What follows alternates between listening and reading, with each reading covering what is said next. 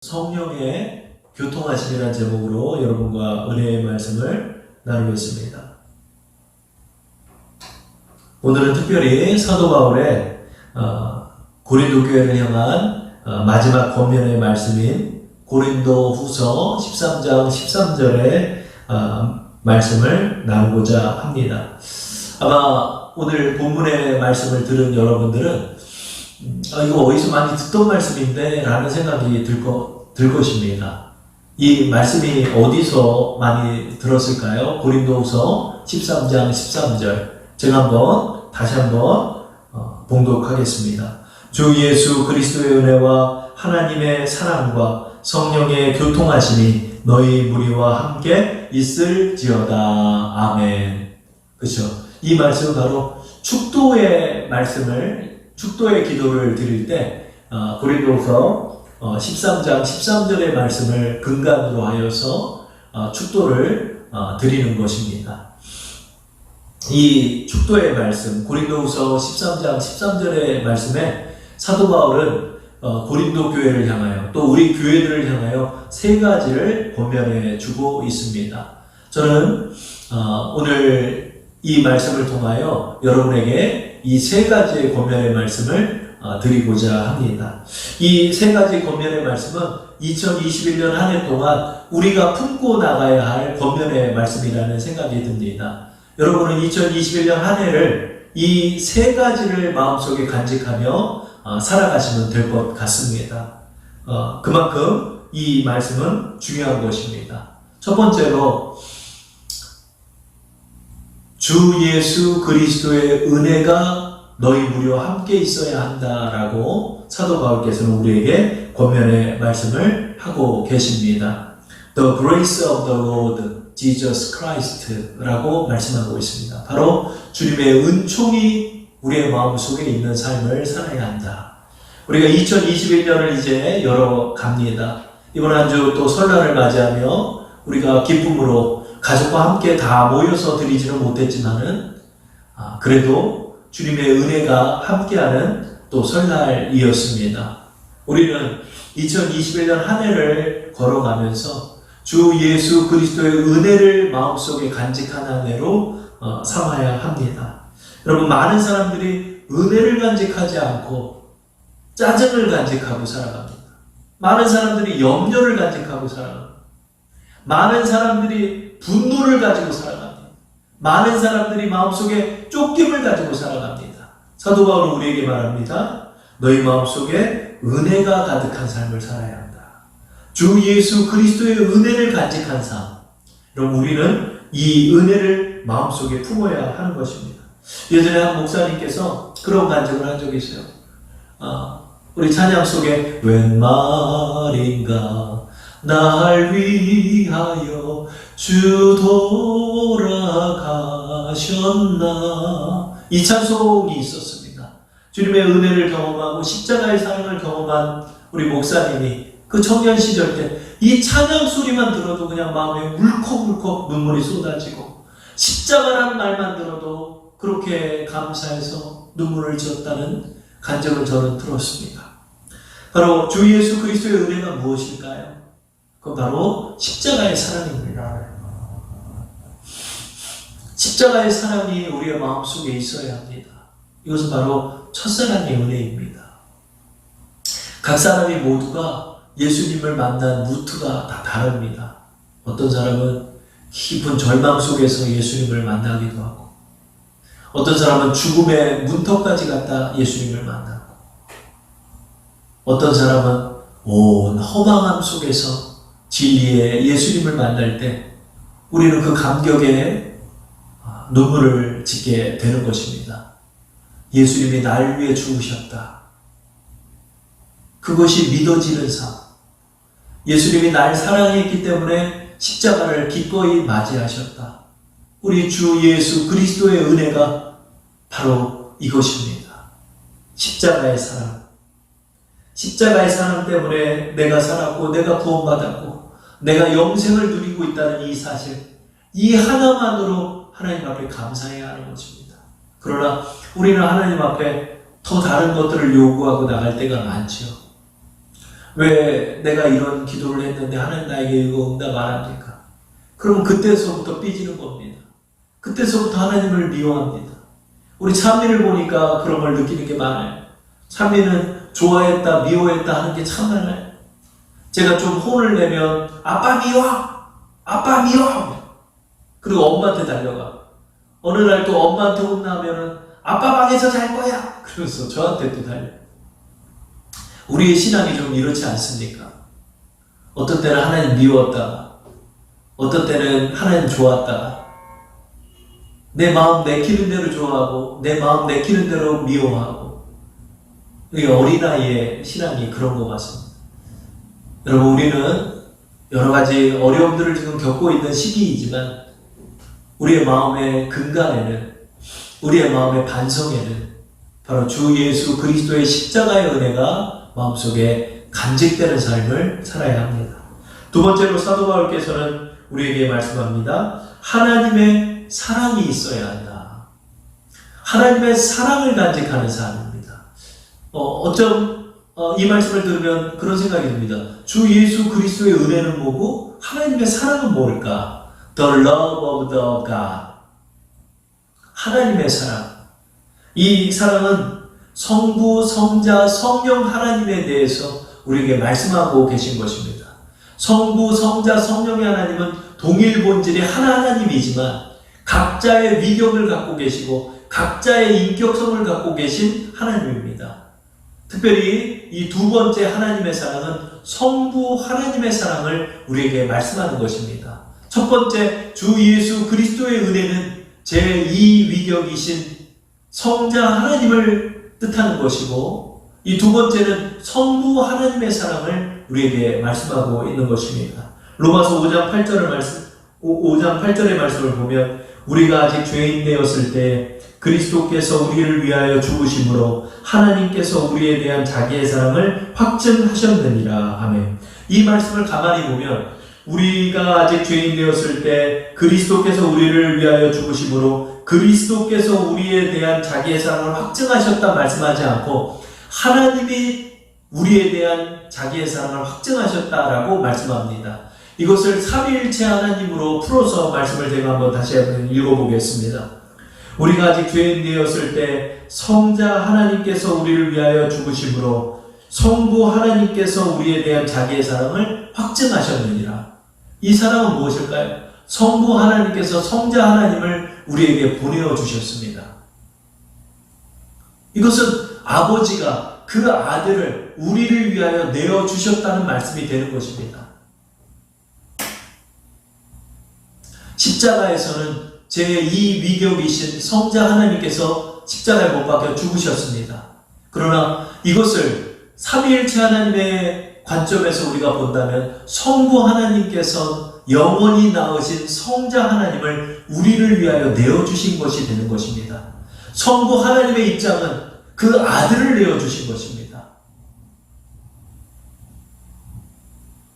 저는 아침에 일어나면 아이들의 얼굴이 보고 싶어서 아이들이 자는 방으로 갑니다. 아이들이 자는 방에 아이들이 포개어서 자고 있는 모습을 볼 때마다 하나님 앞에 참으로 감사합니다. 나의 이 소중한 자녀들을 죄인들을 위하여 내어주는 아버지의 마음은 어떨까요? 하나님께서 우리를 그만큼 사랑하신다는 걸 증명하시기 위해서 성자 하나님까지도 그 아들 하나님까지도 우리에게 내어주셨다는 말씀이 바로 로마서 5장 8절의 말씀입니다. 성부 하나님께서 이 자리에 내려오셔서 죽을 수 있지만 그 자식을 내어주셔서 우리를 구원하여 주신 것입니다.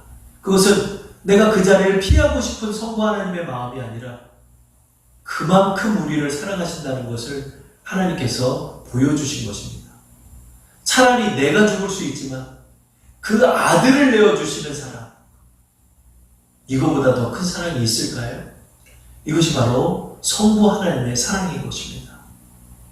나를 위하여 영원하신 성자 하나님을 내어주신 아버지 하나님, 그 은혜가 너무도 놀라운 것입니다.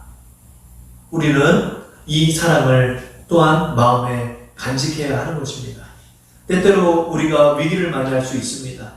우리 주사랑교회도 신년을 맞이하며 여러 가지 위기를 맞았습니다. 어제 저녁에도 늦게까지 기도를 하다 잠이 들었습니다.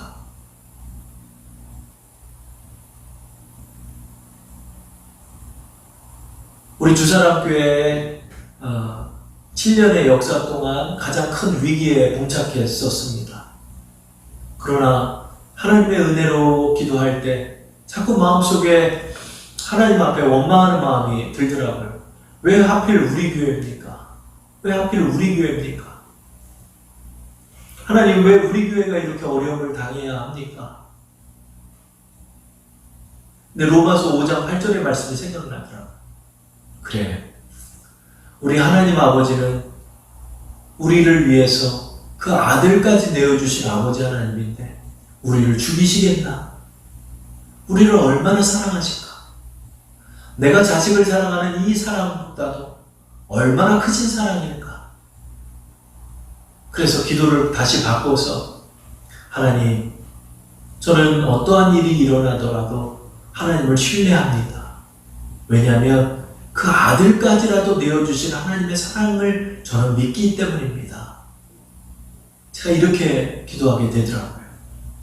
여러분이 어떤 상황 속에서도 하나님을 오해하지 않을 수 있는 근거는 바로 로마서 5장 8절에 있습니다.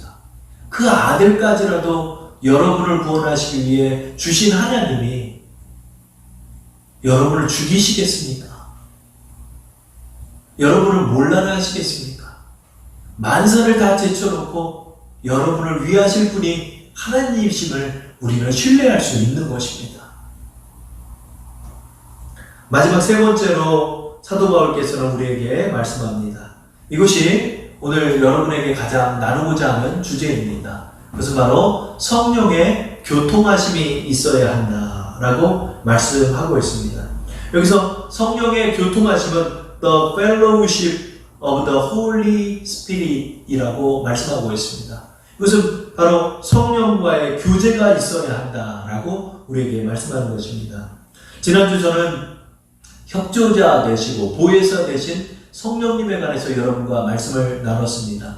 오늘은 특별히 사도 바울께서 권면하는 내용 중에 하나인 성령의 교통하심이 2021년 한 해에 있어야 합니다. 그래서 이제 이번 주 수요일 2월 17일이면 사순절이 시작됩니다.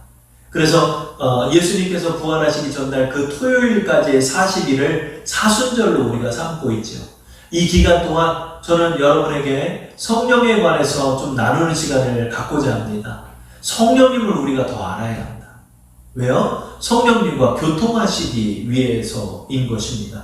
여기서 성령의 교통하심이라는 단어, The Fellowship이라는 단어는 공동 번역서에는 친교라고 표현했고 새 번역서에는 사귐이라고 말씀하고 있습니다. 그러면 제가 이 말씀을 쉬운 말 성경으로 풀어서 말씀하면 이렇습니다. 성령과의 사귐이 있어야 한다. 성령과의 친교가 있어야 한다라고 사도 바울은 우리에게 말씀하는 것입니다. 여러분, 저는 지난주에 여러분과 말씀 나눴습니다. 성령은 에너지나 파워가 아니고 전기가 아닙니다. 어디서 전기를 덧입고 에너지를 충전하고 어떻게 파워를 더 먹는, 마치 전기 코드에다가 전기를 꼽아 전기를 충전하는 그런 개념이 아니라 성령은 인격적이신 하나님이라고 여러분에게 말씀을 드렸습니다. 성령은 인격성을 갖고 계신 하나님으로서 지정의를 다 갖고 계십니다. 판단하시며 생각하시고 감정이 있으시고 의지가 있으시고 또 뜻이 있으신 분이신 것입니다.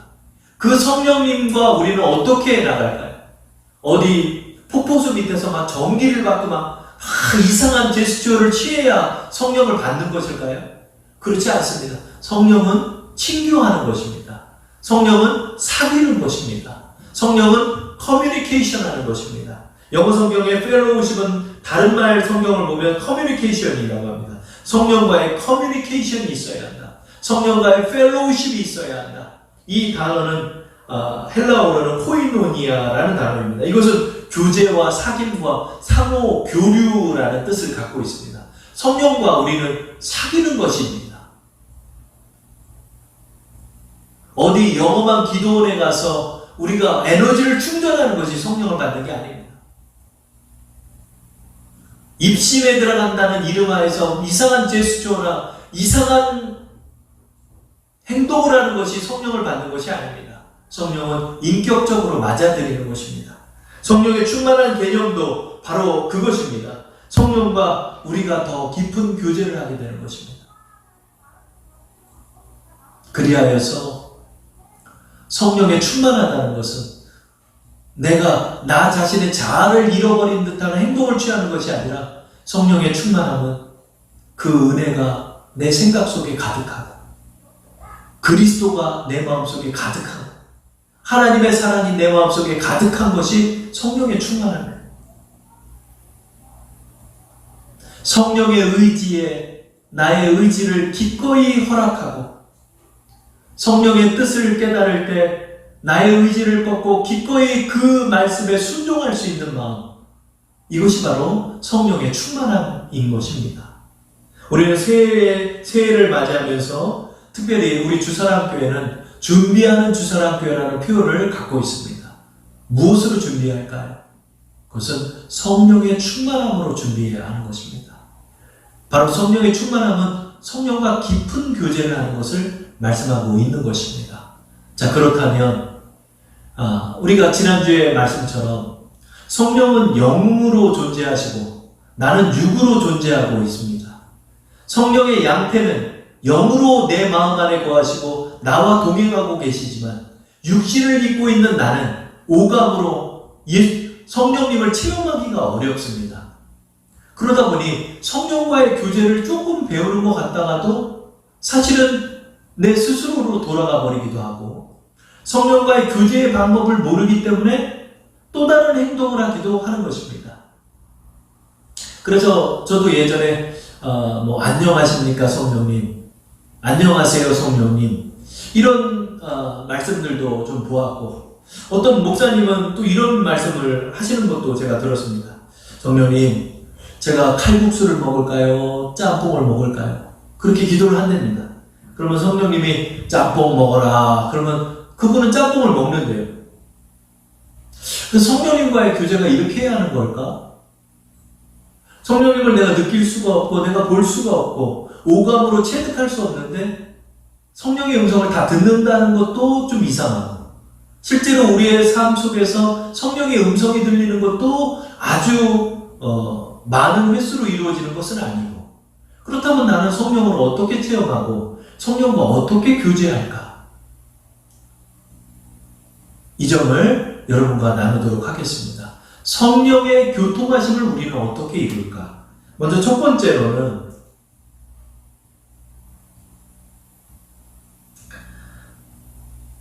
우리가 성령과 교제할 수 있는 첫 번째 방법은 바로 성령님이 먼저는 내 안에 계시다는 것을 믿어야 하는 것입니다. 성령님이 지금 나와 함께 하신다는 사실, 비록 내가 오감으로 다 느끼고 볼 수는 없지만 성령님이 지금 나와 함께 한다는 사실을 내가 어떻게 알고 어떻게 교제할 수 있을까요? 그것은 말씀에 의거해서 성령님이 나와 함께 한다는 사실을 먼저는 믿어야 하는 것입니다. 만약에 제가 골방 안에 혼자 있는데 나 혼자 있다라고 생각하고 있다면 실제로 성령이 계셨다 할지라도 성령과 교제할 수 있을까요? 교제할 수 없지요. 우리는 먼저는 말씀에 의거해서 성령님이 내 안에 계심을 믿어야 하는 것입니다. 요한복음 14장 16절 17절 말씀에 예수님께서 이렇게 약속하셨기 때문입니다. 내가 아버지께 구하겠으니 그가 또 다른 보혜사를 너희에게 주사 영원토록 너희와 함께 있게 하리니 그는 진리의 영이라. 세상은 능히 그를 받지 못하나니 이는 그를 보지도 못하고 알지도 못함이라. 그러나 너희는 그를 아나니 그는 너희와 함께 거하시며 또 너희 속에 계시겠음이라. 아멘. 예수님께서 말씀했습니다. 내가 하늘로 승천에 올라가면 내가 아버지로부터 성령을 너희에게 보낼 것이다. 그러면 그 성령님은 너희와 영원히 함께 계신다. 그리고 너희 속에 계시겠다. 너희와 함께 계시겠다. 예수님이 요한복음 14장 16절 17절 이렇게 약속하고 계십니다. 그렇기 때문에 성령은 오감으로 체득하고 마치 듣지도 못하면서 듣는 척하는 것이 아니라 성령은 말씀에 의거해서 내 안에 계시다 약속하셨으니 그 약속의 말씀으로 내가 믿는 것입니다. 언약의 말씀으로 내가 믿는 것입니다. 구원도 우리가 눈으로 볼 수는 없습니다. 그러나 내가 구원받았으면 어떻게 알죠? 말씀 때문에 내가 믿는 것입니다. 누구든지 주 예수 그리스도를 부르는 자는 구원을 받는다라고 약속하셨기 때문에 영접하는 자는 하나님의 자녀가 된다고 약속하셨기 때문에 우리는 하나님의 자녀임을 믿고 내가 구원받았음을 믿는 근거는 내가 오감으로 체득하기 때문이 아니라 말씀을 내가 믿고 있기 때문입니다. 이 말씀은 하나님의 언약이기 때문입니다. 그 언약을 내가 믿고 있기 때문에 성령이 나와 함께 계심을 우리는 알 수 있는 것입니다. 성령과의 교제는 어떻게 시작할까요? 성령님이 나와 함께 하신다는 사실을 추호도 의심하지 않고 믿고 나갈 때서부터 하나님과의 교제, 성령과의 교제는 시작되는 것입니다. 성령이 내 안에 계심을 내가 믿는 것입니다. 내가 말씀에 의거해서 그것을 인정하는 것입니다. 그래서 성령과 교제할 때 한 목사님은 이런 말씀을 합니다. 성령님 모셔드립니다. 인정합니다. 의지합니다. 이런 기도를 한답니다. 저도 그 기도를 배웠습니다. 맞습니다. 성령님이 내 안에 계심을 먼저 인정하고 나가는 것이 교제의 시작입니다. 무시라는 말이 있죠. 무시라는 말은 보지 않는다는 뜻이죠. 사람이 내 앞에 있으면서도 없는 취급을 하는 게 무시죠. 여러분, 우리는 성령님을 무시해서는 안 됩니다. 성령님이 내 안에 계시다는 뜻을 나는 믿고 나갈 때 성령님을 인정하는 것입니다. 그래서 저는 성령님과 교제를 시작할 때 이렇게 시작합니다. 성령님, 내 안에 계시지요? 비록 내가 느끼지는 못하고 내가 오감으로 다 보지는 못하고 내가 성령의 음성을 직접적으로 다 듣지는 못한다 할지라도 말씀에 의거해서 내 안에 계심을 내가 믿습니다. 제가 지금 이런 어려움을 만났습니다. 저를 도와주세요. 성령님 인정합니다. 성령님 저와 함께 가주세요. 하나님, 성령님, 제가 예배를 시작합니다. 이 예배 가운데 말씀을 선포할 때 가운데 우리 성령께서 함께 해주세요. 인정하고 나갈 때 성령과의 교제가 시작되는 것입니다. 두 번째로 성령과의 교제는 어떻게 시작할까요? 그것은 바로 기도를 통해 성령님은 교제하는 것입니다. 제가 이제 그런 말씀을 드렸지만 성령님, 내가 짬뽕을 먹을까요? 칼국수를 먹을까요? 성령께서 짬뽕을 먹어라. 그런 음성 잘 안 들립니다. 그건 그냥 내가 먹고 싶은 걸 먹으면 됩니다. 성령님은 그렇게 성령과의 친교와 교통은 내가 그 사람을 보고 내가 그 사람의 음성을 듣고 그래서 내가 말하는 것으로만 커뮤니케이션이 이루어지지 않습니다. 그것은 성령의 양태가 우리의 존재의 양식과 다르기 때문입니다. 우리는 육신을 가지고 있고 성령은 영을 갖고 계신데 어떻게 영의 음성을 다 들을 수 있습니까? 그렇지 않죠. 성령과의 교제의 방식은 다른 것입니다. 성령과의 교제의 방식은 기도를 통해 교제하는 것입니다. 데살로니가전서 5장 17절에 이렇게 말씀합니다. 쉬지 말고 기도하라. 이 말씀은 우리가 기도를 배울 때 나눴던 말씀이죠. 쉬지 않고 어떻게 기도할까요? 영어 성경은 pray continually라고 말합니다. 이것은 멈추지 않고 계속적으로 기도하라는 거예요. 그러니까 이 사실은 액면의 말씀 그대로만 본다면 이 말씀은 멈추지 않고 기도합니다. 하나님 아버지 감사합니다. 하나님 아버지 인정합니다. 하나님 아버지 도와주세요. 이걸 24시간 동안 하라는 뜻이에요. 근데 사실상 부족하죠. 이 말씀을 또 액면 그대로 전하기도 하는데 이 말뜻은 그런 뜻이 아닙니다. 이것은 말 그대로 우리가 통속으로 24시간을 기도하라는 것이 아닙니다. 통속으로 24시간을 어떻게 기도합니까? 우리가 사람을 만나고 우리가 사회생활을 하고 우리의 일상생활이 있는데 어떻게 기도를 24시간 동안 멈추지 않고 컨티뉴얼히 할 수 있습니까? 이 말뜻은 그 뜻이 아니라 우리가 매 순간마다 코람되어 하나님을 앞에 두고 성령님을 모시었고 성령님과 교제하면서 나가라는 의미를 갖고 있습니다. 바로 내 안에 계신 성령님과 대화하며 기도하라는 뜻입니다.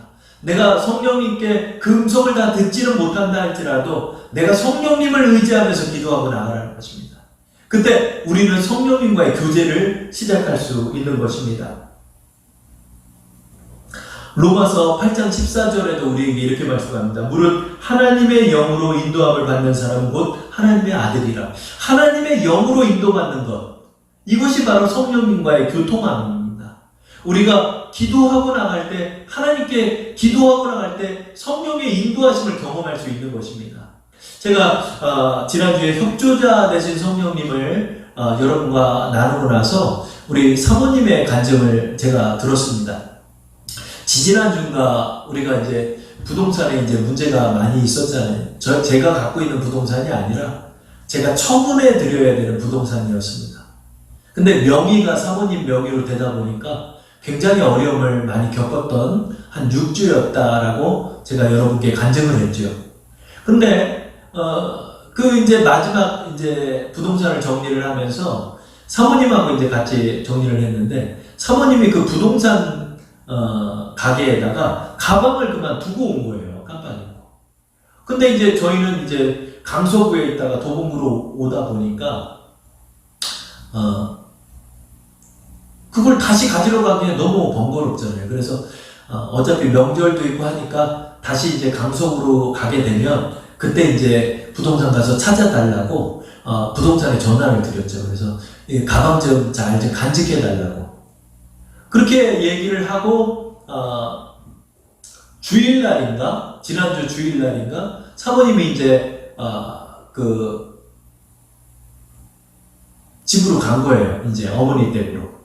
근데 부동산에 전화를 했죠. 그 가방을 찾으려고. 사장님, 토요일이나 혹시 뭐 일요일이나 여나요? 그랬더니 토요일, 일요일 안 연다는 거예요. 아유, 이거 어떡하나? 일요일날 간 길에 가방을 찾으면 좋을 텐데, 아유, 나중에 평일날 한번 가야 되겠다. 어차피 세무사도 만나러 가야 되니까. 저는 그렇게 생각했죠. 그래서 사모님이 이제 장모님 댁으로 가가지고 이제 거기서 식사를 하고, 왜냐면 그쪽으로 또 이사를 갔으니까 이사 짐 정리도 해드릴 겸 자매들이 함께 간 거죠. 저는 안 갔고. 근데 주일날이었기 때문에 부동산은 문을 닫았죠. 근데 그때 이제 지하철역으로 가면서 사모님이 이걸 한번 기도했다는 거예요. 성령님 도와주세요.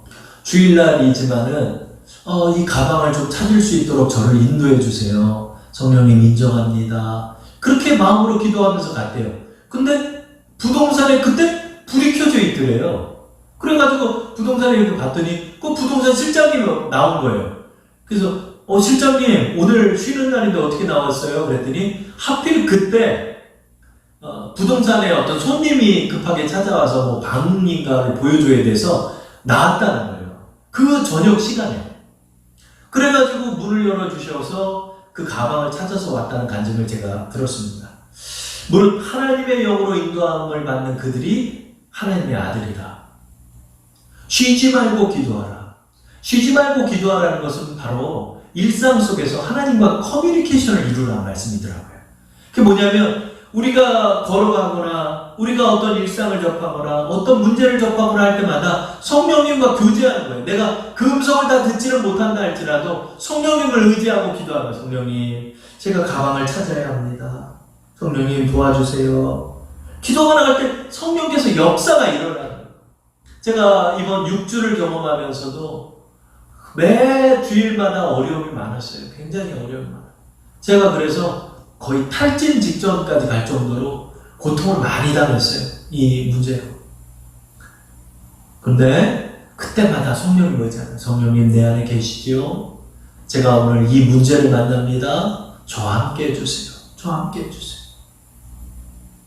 또 어제 저녁에도 기도를 하는데 그 말씀이 떠오르는 거예요. 하나님, 모든 병마 가운데, 전염병 가운데 우리 주선함교회를 지켜주옵소서. 지켜주옵소서. 저가 무슨 독을 마실지라도 해를 입지 않는다 하셨죠. 왜 그 말씀이 떠오르냐고요. 기도하는데. 무슨 독을 마실지라도 해를 입지 말게 해주옵소서. 해를 입지 말게 해주옵소서. 지켜주옵소서. 기도하라. 그때마다 하나님께서 역사하여 주시는 거예요. 세 번째로 우리가 성령과 교제할 수 있는 방법은 무엇일까요? 그것은 바로 우리의 생각의 영역에서 성령께서 역사하신다는 거예요. 성령께서 우리의 생각의 영역에서 역사하신다는 것은 성령은 영이시기 때문에 우리가 그 음성을 직접적으로 듣는 건 정말 드물어요. 저도 성령의 음성을 들었던 사람입니다. 그런데 그 음성은 저의 50평생 동안 몇 번 안 돼요. 성령께서는 칼국수 먹어라, 은서가 짬뽕 먹어라, 그렇게 말씀하시는 것이 아니더라고요. 그게 아니라 우리의 생각의 영역 속에서 지혜를 주시고, 우리의 생각의 영역 속에서 말씀이 생각나게 하시고, 우리의 생각의 영역 속에서 인도하여 주시는 거예요. 우리는 그것을 더듬어 찾아가는 거예요.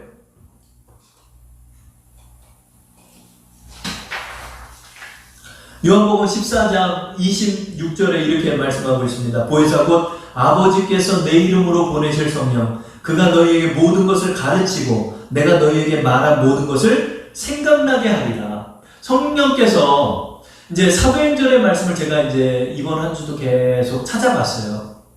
찾아보면서 사도들은 어떻게 성령과 교제를 할까? 그것을 계속 찾고 이제 그 말씀들도 여러분과 나눌 것인데, 성령께서 모든 걸 설명해 주지 않아요. 성령께서 베드로와 고넬료의 사건을 이렇게 봐도 성령의 음성이 들리기는 해요. 그런데 그 사건을 해석하는 건 베드로가 깨닫게 하세요. 아, 하나님이 이방인에게도 복음을 전하게 하셨구나 라는 것을 성령이 설명해 주지는 않아요. 그 사건을 해석하게 해주시는 거예요. 여기서도 요한복음 14장 26절의 말씀을 보면 모든 것을, 내가 너희에게 말한 모든 것을 생각나게 하리라. 리마인드. 아, 맞아. 그때 그게 있었지. 아, 주님이 그 말씀을 하셨지. 그 말씀을 깨닫게 하시고, 그래서 나에게 가르치시는 거예요. 아, 이런 사건들은 나에게 이것을 주시려 하는 거였구나. 그게 바로 성령과의 교제인 거예요. 말씀을 통해서 깨닫게 하시는 거예요. 우리가 말씀을 묵상할 때 성령께서 함께 하시는 거예요. 그래서 그 말씀이 내 말씀이 되게 하시고, 그 말씀을 깨닫게 하시고, 알게 하시고, 가르치시고, 때로는 책망하시고, 나를 진리 가운데로 인도하시는 거예요. 어떻게? 내 생각의 영역 속에서 리마인드하게 하시고, 깨닫게도 하시고, 아이디어가 떠오르게도 하시고, 성령께서는 우리의 생각의 영역 속에서 우리와 교제하시는 것입니다.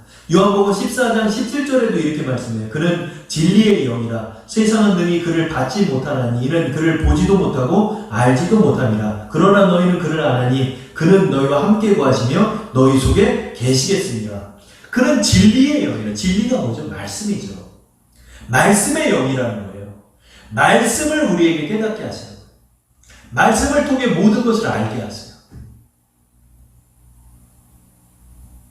성령은 말씀 속에서, 말씀의 묵상 속에서 교제하고, 또 우리가 성령을 의지하고 기도하고 나갈 때 우리의 생각의 영역 속에서 지혜를 주시고, 우리의 생각의 영역 속에서 말씀하여 주시고, 우리의 생각의 영역 속에서 말씀을 떠오르고 해석하게 하셔서 그 길을 걷게 하신다는 거예요.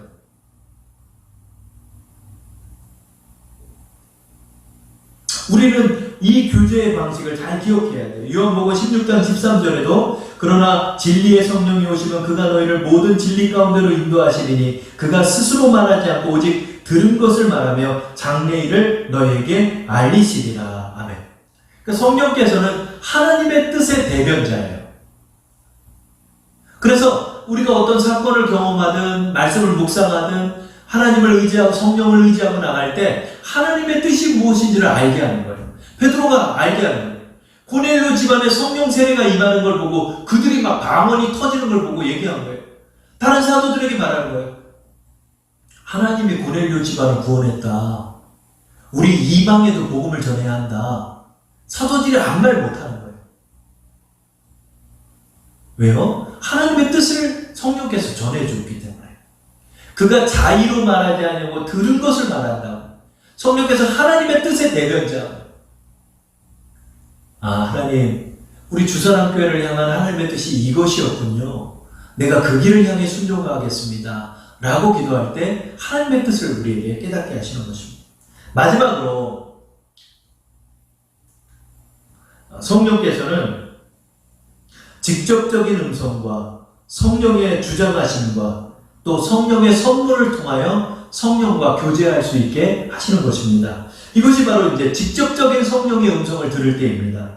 사도행전 8장 29절을 보면 성령이 빌립더러 이르시되 이 수레로 가까이 나아가라. 이것은 말 그대로 성령이 직접적으로 말씀하는 겁니다. 빌립 사도가 남부지방에 갔을 때 그때 한 이디오피아의 내시를 만나게 되는데 성령께서 직접적으로 빌립에게 말하는 거예요. 저 수레로 가까이 가라. 이때는 진짜 음성이 들린 거예요.